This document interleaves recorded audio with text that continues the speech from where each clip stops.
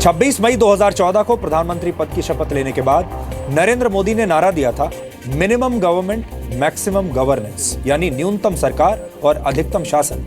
लेकिन अब तमाम समीकरणों को साधते हुए प्रधानमंत्री ने मैक्सिमम गवर्नमेंट पर जोर दिया और इसलिए आज नरेंद्र मोदी की सरकार का दूसरा कैबिनेट विस्तार किया गया। सुबह तक ऐसा लग रहा था कि यह सिर्फ कैबिनेट विस्तार है, रीशफल नहीं है, लेकिन शाम होते होते ये एक्सपेंशन तो था ही, अब रीशफल भी बन गया है। और जैसा कि हम आपको लगातार बता रहे हैं कि दो बड़ी चिंताएं प्रधानमंत्री को सता रही थी। पहली चिंता ये थी इंफॉर्मेशन एंड ब्रॉडकास्टिंग मिनिस्ट्री में, क्योंकि मीडिया में जो कुछ मोदी सरकार की छवि जैसी प्रोजेक्ट की जा रही थी वो सही नहीं थी। लगातार एक नेगेटिव माहौल बन रहा था मीडिया के अंदर मोदी सरकार को लेकर, प्रधानमंत्री को लेकर, और इसीलिए उन्हें यह जरूरत महसूस हुई कि अब अरुण जेटली की जगह किसी दूसरे मंत्री को यह जिम्मेदारी दी जानी चाहिए और इसीलिए वेंकैया नायडू को अब सूचना एवं प्रसारण मंत्रालय दिया गया है। और दूसरी बड़ी जो चिंता थी मोदी सरकार की वो ये थी कि लगातार कानून के मामले में, लॉ मिनिस्ट्री के मामले में लगातार सरकार हार रही थी, पीछे दिख रही थी और लगातार अलग अलग स्तर पर अदालतों से उसे नए नए आदेश मानने पड़ रहे थे। सरकार की आवाज, सरकार का पक्ष देश की बड़ी अदालतों में, सुप्रीम कोर्ट में, हाई कोर्ट्स में ठीक से नहीं रखा जा रहा था और इसीलिए कानून मंत्रालय में भी बदलाव किया गया है। रविशंकर प्रसाद को लाया गया है। रविशंकर प्रसाद खुद एक सीनियर एडवोकेट हैं, सुप्रीम कोर्ट के बहुत जाने माने वकील हैं और इसीलिए उन्हें इस मंत्रालय में लाया गया है। 26 मई 2014 को जब प्रधानमंत्री नरेंद्र मोदी ने शपथ ली थी, देश के सामने उनकी सरकार का पहला वर्जन आया था। इसके बाद 9 नवंबर 2014 को नरेंद्र मोदी ने अपने मंत्रिमंडल का पहली बार विस्तार किया था और इसे हमने उनकी सरकार का वर्जन 2.0 कहा था।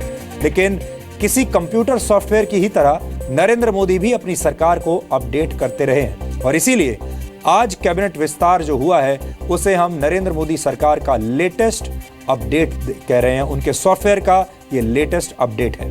इस डीएनए टेस्ट में हम आपको मोदी सरकार का कैबिनेट वाला फॉर्मूला बताएंगे और ये भी जानेंगे कि नए मंत्रिमंडल का राजनीतिक आधार क्या है। लेकिन सबसे पहले आज के मंत्रिमंडल विस्तार की बड़ी बातें क्या रही ये भी आपको बताते हैं। रीशफल क्या हुआ हम आपको बता चुके हैं। एक बड़ा रीशफल ये भी हुआ है कि चौधरी वीरेंद्र सिंह के हाथों से रूरल डेवलपमेंट मिनिस्ट्री चली गई है। आज कुल 19 नए मंत्रियों ने शपथ ली और ये सभी राज्य मंत्री हैं। किसी को भी कैबिनेट मंत्री पद की शपथ नहीं दिलाई गई। मौजूदा पर्यावरण मंत्री प्रकाश जावड़ेकर को कैबिनेट मंत्री बनाया गया, प्रमोशन दिया गया और अगर अभी तक आप ये देखें कि सबसे ज्यादा जो कद में बढ़ोतरी हुई है, जिसका कद सबसे ज्यादा बढ़ा है, तो आप ये मान सकते हैं कि वो पूरी सरकार में एक ही व्यक्ति है और उसका नाम है प्रकाश जावड़ेकर, जिन्हें एचआरडी मिनिस्ट्री दी गई है और साथ ही कैबिनेट मिनिस्टर भी उन्हें बना दिया गया है स्मृति ईरानी की जगह।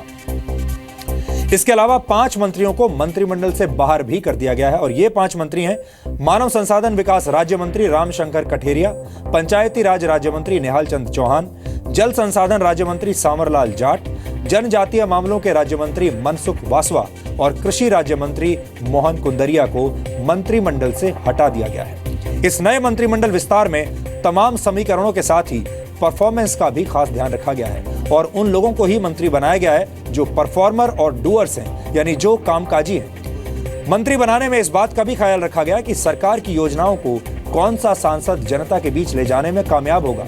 इसके अलावा संसद में इन सांसदों की अटेंडेंस को भी ध्यान में रखकर इन्हें मंत्री बनाया गया है। हालांकि क्षेत्रीय, जातीय और चुनावी समीकरणों का भी पूरा ध्यान रखा गया है।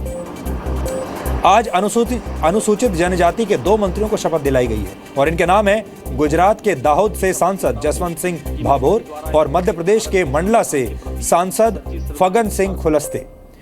फगन सिंह कुलस्ते को आप पहले भी जानते होंगे। इसके अलावा 5 मंत्री अनुसूचित जाति के हैं। उत्तराखंड में अल्मोड़ा के सांसद अजय टम्टा, राजस्थान के बीकानेर से सांसद अर्जुन राम मेघवाल, एनडीए के सहयोगी दल आरपीआई के अध्यक्ष रामदास अठावले, कर्नाटक के बीजापुर से सांसद रमेश जिनागी और उत्तर प्रदेश के शाहजहांपुर से सांसद कृष्णा राज को मंत्री बनाया गया है। जिन राज्यों में विधानसभा चुनाव होने वाले हैं उन पर ज्यादा ध्यान दिया गया है। उत्तर प्रदेश में अगले वर्ष चुनाव होने वाले हैं। अब उत्तर प्रदेश से मौजूदा कैबिनेट में सबसे ज्यादा 15 मंत्री हो चुके हैं। जी हां, यूपी से इस सरकार में 15 मंत्री हैं। उत्तर प्रदेश से आज 3 सांसदों को मंत्री बनाया गया। बीजेपी के सहयोगी अपना दल की सांसद अनुप्रिया पटेल को मंत्री बना दिया गया है। अनुप्रिया पटेल को मंत्री बनाने का मतलब है उत्तर प्रदेश के कुर्मी वोट को साथ लाने की कोशिश। पर आपको बता दें कि उत्तर प्रदेश में 4 से 6% वोटर कुर्मी है। इसके अलावा उत्तर प्रदेश के ही एक और लोकसभा सांसद महेंद्र नाथ पांडे को भी मंत्री बनाया गया है। उन्हें मंत्री बनाने के पीछे भी उत्तर प्रदेश के विधानसभा चुनाव ही है, क्योंकि राज्य में 8 से 9% वोटर ब्राह्मण है। इसके अलावा उत्तर प्रदेश के शाहजहांपुर से सांसद कृष्णा राज को भी मंत्री बनाया गया है। कृष्णा राज की सरकार में एंट्री की एक बड़ी वजह है उनसे जुड़ा वोट गणित। उत्तर प्रदेश में 21 से 22% वोटर दलित हैं और कृष्णा राज को मंत्री बनाकर बीजेपी ने दलितों के बीच अच्छा संदेश देने की कोशिश की है।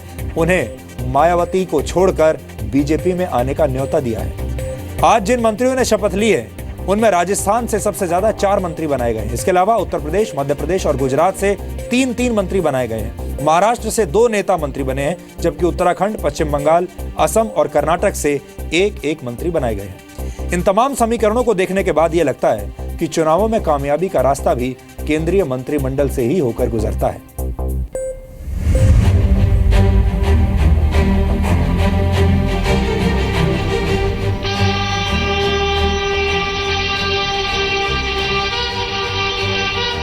राष्ट्रपति महोदय, आपकी आज्ञा हो तो समारोह प्रारंभ किया जाए। मैं प्रकाश केशव जावड़ेकर ईश्वर की शपथ लेता हूं। मैं एस आहलूवालिया ईश्वर की शपथ लेता हूं।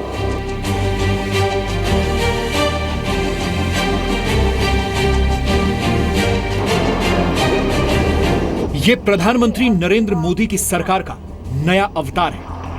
सूत्रों के मुताबिक प्रधानमंत्री नरेंद्र मोदी ने पूरे रिसर्च के बाद अपने नए मंत्रियों को चुना है। मंत्रिमंडल में ऐसे लोगों को चुना गया है जो परफॉर्मर हों और गांव, गरीब और किसान की बात करें। Cabinet minister Shri Prakash Javadekar. Performance के आधार पर ही प्रकाश जावड़ेकर को प्रमोशन दिया गया है। पूरी कैबिनेट में वो इकलौते ऐसे मंत्री हैं जिन्हें प्रमोशन मिला है। वो अभी तक राज्य मंत्री स्वतंत्र प्रभार थे, लेकिन उन्हें आज कैबिनेट मंत्री की शपथ दिलाई गई। मैं प्रकाश केशव जावड़ेकर ईश्वर की शपथ लेता हूं कि विधि द्वारा स्थापित भारत के संविधान के प्रति सच्ची श्रद्धा और निष्ठा रखूंगा। मोदी सरकार में आज जिन 19 मंत्रियों को शपथ दिलाई गई, उनमें से कई ऐसे हैं जिनकी कोई पहचान नहीं है। एमजे अकबर, विजय गोयल, एस आहलूवालिया और रामदास अठावले को छोड़ दिया जाए तो ये सभी बहुत चर्चित चेहरे नहीं हैं। आप इन्हें राष्ट्रीय राजनीति में गुमनाम चेहरे भी कह सकते हैं, लेकिन इनकी परफॉर्मेंस के आधार पर प्रधानमंत्री नरेंद्र मोदी ने इन पर भरोसा किया है। यानी इस विस्तार में सरकार के बेहतर काम की भी फिक्र की गई है और बीजेपी के वोट बैंक में इजाफे की भी। काम करने के लिए उन्होंने अपनी टीम को और बड़ा किया है और काम द्रुत गति से हो सके और कम समय में सारा बेनिफिट गांव तक पहुंच सके, लोगों तक पहुंच सके, उसकी कोशिश है। देखिए, सारा दारोमदार प्रधानमंत्री जी की काम की अपेक्षा जो है और उनकी जो दिशा है उसको पूरा करने की कोशिश करेंगे। मैं बड़ा उत्साहित हूँ। एक नई फील्ड मुझे काम करने की दोबारा से मिल रही है। मोदी जी ने कोई मंत्र दिया है आपको? मोदी जी के आज से मंत्र थोड़ी ले रहा हूँ मैं, पहले से मंत्र ले रहा हूँ। एक मंत्र है उनका मेहनत का, दूसरा मंत्र है विजन का, तीसरा मंत्र है सबको साथ लेके चलने का, चौथा मंत्र है शांति से काम करते रहो।